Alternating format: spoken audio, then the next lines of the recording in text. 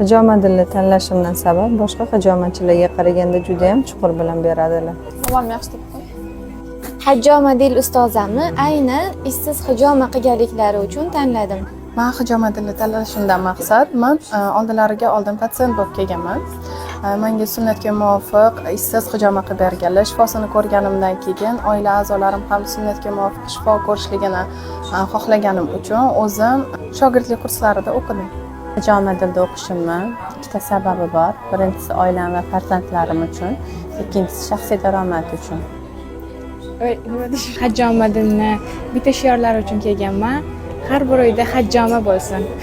Hajjoma dil bilan tasodifan ko'rishib qolganmiz va ularning o'zlariga bo'lgan ishonchlari hamda kasblariga bo'lgan muhabbatlari, taqvolariga juda hurmatim oshgan. Shu sababdan ularga shogird bo'lib tushdim. Ustozi qilgan hijomalari menga juda ham yoqadi. Chunki juda ham chiroyli, akkuratni, ishsiz qilganlar uchun boshqa mijozlarga ham yoqqani uchun menga ham juda ham yoqadi. O'shaning uchun ustoz ilmlarini o'rganish uchun shu kurslarda o'qidim.